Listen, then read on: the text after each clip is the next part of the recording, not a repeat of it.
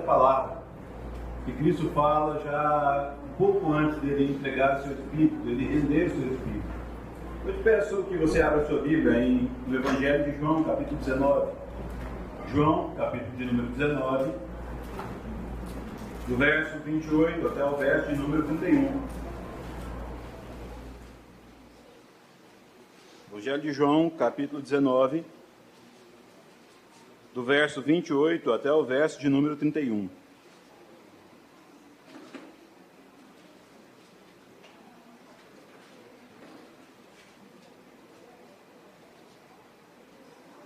Depois, vendo Jesus que tudo já estava consumado, para que se cumprir a Escritura, disse: tenho sede. Estava ali um vaso cheio de vinagre.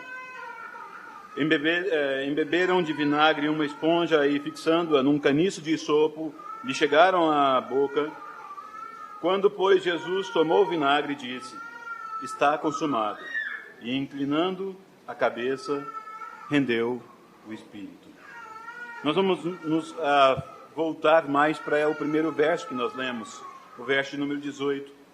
E lendo novamente, o verso 28, lendo novamente, vendo Jesus que tudo já estava consumado, para se cumprir a Escritura, disse: tenho sede. Meus irmãos, que palavra forte para ouvirmos do Deus que se fez homem. Sede é algo terrível, não é verdade? Basta você ficar aí algum tempo, ou com uma sede muito grande, ou então com uma dieta altamente restritiva, como por exemplo num pré-operatório, e a sede se torna um problema sério. Onde você precisa de água e você não tem, onde você precisa molhar ali a boca e você não consegue. A sede, ela realmente é terrível. Nós conhecemos um senhor que geralmente sobe ali a Rua 36, ele vende pães e petas, e ele faz hemodiálise. Então, quase todas as vezes que você vê um senhor carregando uma bicicleta cheia de coisas e tudo mais, o seu ímpeto imediato é dar um copo d'água, não é isso? Nosso desejo parece que sanar a sede dele naquele momento. Ele faz isso no sol de meio-dia, quase. E todas as vezes que a gente, pelo menos, oferecia, e ele falava: não, eu não posso tomar água. Pela hemodiálise, então, ele falou: olha, eu posso tomar tantos ml de água, por volta de 40 a 50 ml de água distribuído durante o dia. Então, mesmo com aquela sede terrível, ele não podia beber água. Algo que é terrível. E aquilo ali, o nosso coração doía terrivelmente, por ver que nem mesmo alguma coisa simples como dar água àquele que está sedento, às vezes não resolve, porque naquele caso ele não podia beber daquela água. Quando nós observamos aqui o Redentor na cruz, ele olha para todos que estão ali ao redor, ele vê, depois de passar por tudo o que nós já estudamos, de ser humilhado, de ser ultrajado, de uma falsa justiça, segundo alguns ali estavam querendo fazer, mas que na verdade era uma injustiça completa. Depois de ser maltratado, de servir como chacota, o nosso Redentor está na cruz e clama: tenho sede. Mas isso nos prova algo, meus irmãos, e nós precisamos entender que essa palavra de Cristo na cruz nos ajuda a entender alguns elementos sobre quem é o nosso Redentor e algumas coisas também sobre nós. E o primeiro elemento que nós precisamos entender é que o nosso Redentor, ele se fez homem e ele se tornou homem em nosso favor. Esse brado nos lembra a humanidade de Cristo Jesus. Ora, como nós podemos observar, por exemplo, em Romanos, Jesus estava com Deus na criação e sem Ele nada do que foi feito se fez. O autor de Hebreus também nos lembra que é esse o Redentor e é esse aquele que veio em nome do Pai. Se você já imaginou isso, então aquele que decidiu, que juntou 2 átomos de hidrogênio e 1 de oxigênio, e ali ainda colocou sais minerais, colocou íons, para que a água fosse realmente saudável para mim e para você, aquele que fez todas as coisas, clama: tenho sede. Aquilo que ele mesmo fez, agora lhe faltava, naquele momento da cruz. Mas nós precisamos então combater dois elementos que muitas vezes estão presentes na nossa teologia do cotidiano. De achar que Jesus primeiro era um homem divino. Alguém que ele era um homem, mas que tinha algo especial. Muitos vão colocar Cristo dessa forma, como alguém no máximo iluminado. Não é esse o Cristo que está aqui na cruz falando tenho sede.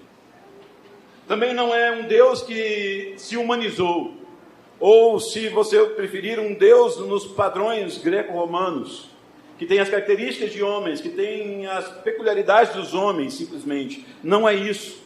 O nosso Jesus Cristo, aquele que está na cruz, ele é tanto Deus, 100% Deus, como também ele é homem, 100% homem. Isso é a característica maravilhosa da redenção, porque o Deus homem se faz propício ao pecador. A diferença é que ele é para sempre Deus. Ele não deixou de ser Deus para se fazer homem. Ele se despiu sim de sua glória, mas ele não deixou de ser o próprio Deus. E agora, depois da encarnação, nós temos que Jesus, e observamos Jesus como um homem, como um verdadeiro homem. E agora ele continua sendo um homem, ele vai ter sempre a característica, porque ele se fez homem, para assumir o meu lugar e o seu lugar naquela cruz. Quando observamos, por exemplo, o texto de Filipenses capítulo 2, dos versos 6 a 8, nós entendemos o que Paulo está ensinando para aquela igreja, para a igreja de Filipos. Pois ele, subsistindo na forma de Deus, não os julgou com usurpação ser igual a Deus. Isso Paulo está falando sobre Jesus. Antes, a si mesmo se esvaziou, assumindo a forma de servo, tornando-se em semelhança de homens, e reconhecido em figura humana. A si mesmo se humilhou, tornando-se obediente até a morte, e a morte de cruz. Vejam que Cristo verdadeiramente é homem, mas ele verdadeiramente também é Deus. E não adianta você tentar colocar isso para ser analisado ou para ser de alguma forma absorvido para você apenas pela sua lógica. A lógica não vai te ajudar nesse momento. Nós precisamos sim de uma fé verdadeira, colocada no Deus que se faz completamente homem para assumir o meu e o seu lugar naquele sacrifício. Jesus, assim, meus irmãos, é como Isaías fala, o renovo do Senhor, ou então o maravilhoso conselheiro, o Pai da eternidade, o príncipe da paz. Sim, isso aponta para as características divinas do nosso Redentor. Ele é o verbo de Deus, como por exemplo João fala. Isso aponta para quem Cristo é, como o nosso Deus, o Deus verdadeiro. Hebreus nos lembra que ele é o resplendor da glória do Pai, ou a exata expressão do seu ser, mostrando a deidade de Cristo Jesus. Mas ao mesmo tempo, junto com essa figura, nós temos algumas outras formas de apresentar Cristo, como por exemplo em Gênesis 3,15, a semente da mulher. Ou profeta como Moisés, segundo o texto de Deuteronômio 18. Ou ainda, a linhagem de Davi, como o texto de 2 Samuel. Ou também ele é apresentado como o servo, o sofredor, lá em Isaías capítulo 42.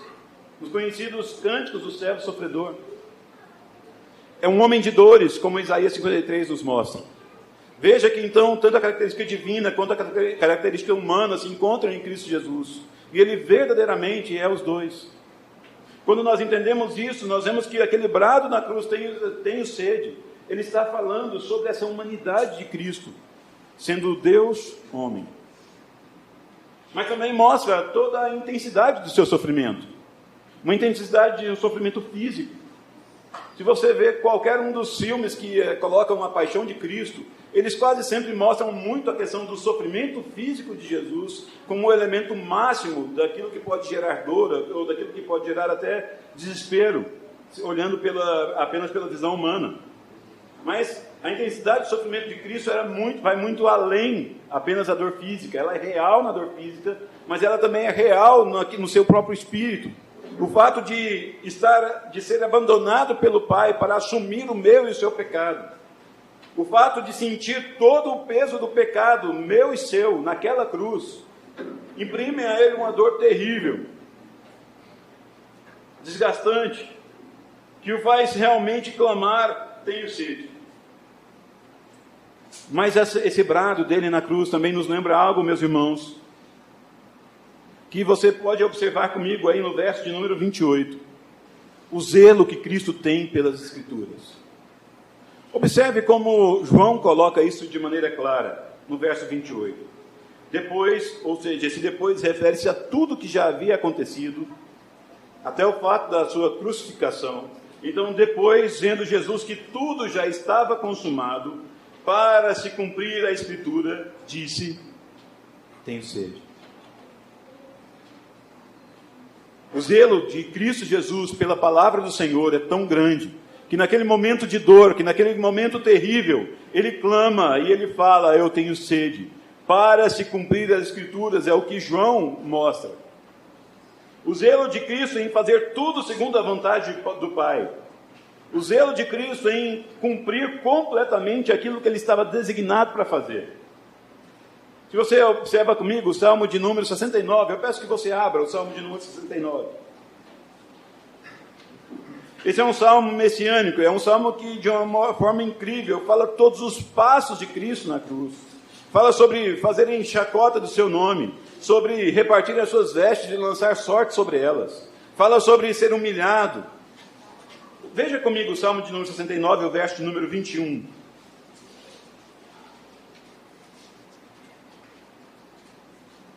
Por alimento me deram fel, e na minha sede me deram a beber vinagre.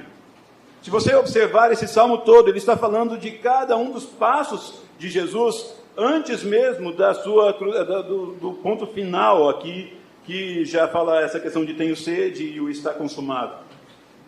O que nós observamos, meus irmãos, é que Cristo, mesmo em meio ao sofrimento, ele cumpre a vontade do Pai. E nós entendemos também que ele mostra essa completa submissão ao Pai. Submissão à vontade de Deus. Quando nós vemos o texto de João, capítulo 1, verso 14, nós entendemos que o verbo, aquele que estava no princípio com Deus e que era Deus, João assim descreve a vinda de Cristo, a encarnação de Cristo. João também fala que o verbo se fez carne e habitou, ou tabernaculou entre nós. Cheio de graça e de verdade, vimos a sua glória, a glória como do unigênito do Pai. O enviado de Deus, aquele que se fez homem, ele cumpre completamente a vontade do Senhor. Ele se faz homem e se entrega ao sacrifício como ovelha muda diante dos seus tosqueadores. Ele não abriu a boca. Embora ele tivesse poder de aniquilar todos que estavam ali ao redor, ele cumpre fielmente a vontade do seu Pai. Ele sofre até o último momento aquilo que certamente depois ele veria o trabalho do seu penoso, ele veria o fruto do seu penoso trabalho e ficaria completamente satisfeito, porque ele cumpriu a vontade daquele que o enviou. O Pai nos ama de tal modo que nos envia o seu Filho para morrer no nosso lugar. E Cristo ali naquela cruz, quando ele fala, tenho sede, ele estava falando, eu cumpri, Pai, aquilo que estava determinado para que eu cumprisse. Ele é o digno representante, meus irmãos, meu e seu. Ele é o nosso representante. Aquele que se tornou homem e sabe o que é ter sede. Aquele que se tornou homem e sabe das limitações. Aquele que foi tentado em todas as coisas, mas não pecou. Aquele que sabe e conhece todo o sofrimento, porque ele se tornou um de nós.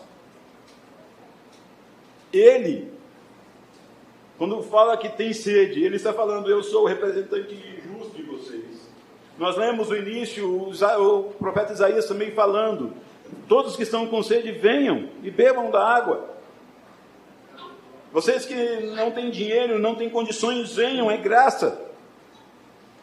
E aqui nós observamos Cristo, então, sendo o nosso representante.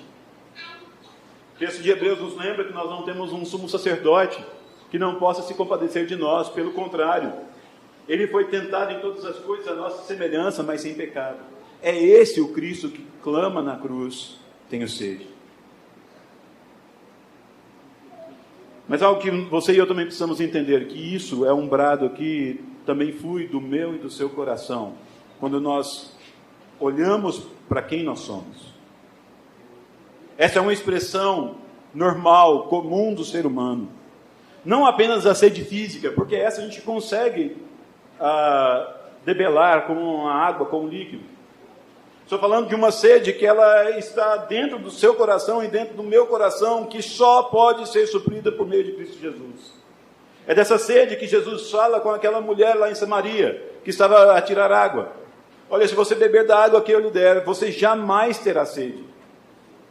Ela ainda demora um pouco a entender, não, mas então me dá dessa água para que eu não tenha que vir mais aqui tirar essa água do poço. E Jesus vai e fala, não, essa água vai gerar uma fonte, vai fluir para a vida toda.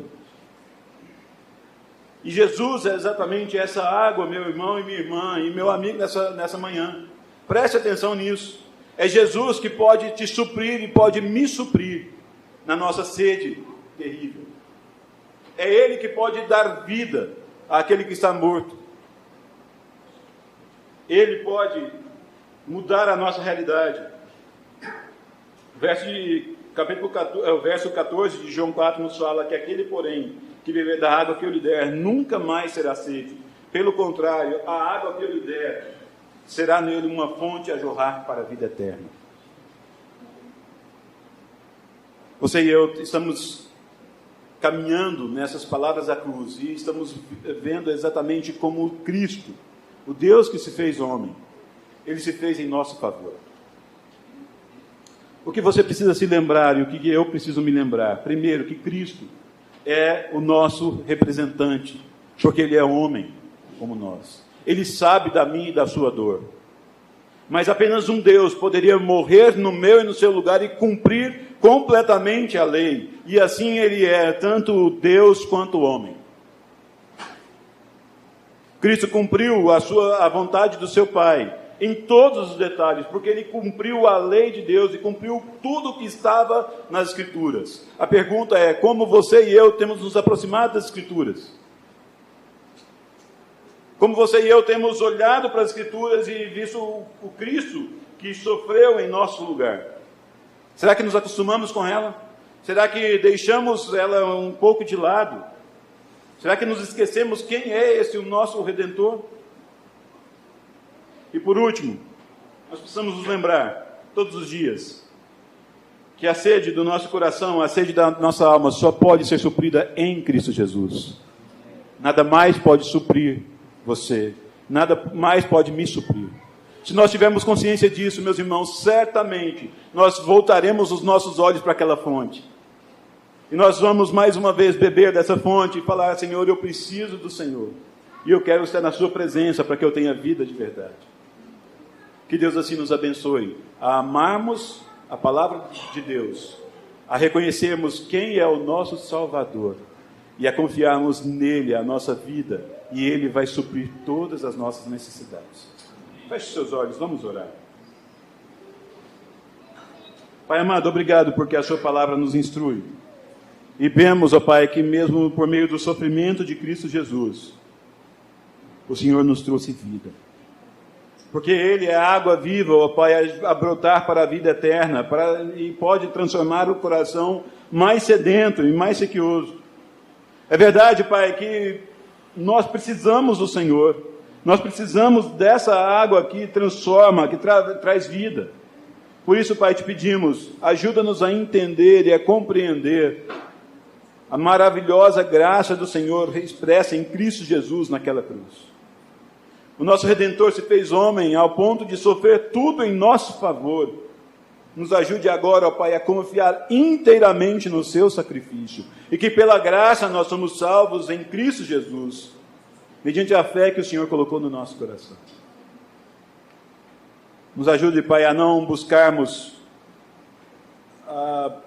suporte ou sustento em nada mais do que em Cristo Jesus. Ajuda-nos a termos sede verdadeira apenas do Senhor e a buscarmos ao Senhor para suprir as nossas necessidades. Nós oramos assim no nome de Cristo Jesus, o nosso Redentor, morto naquela cruz, mas que ressuscitou ao terceiro dia. É no nome dele que nós oramos. Amém.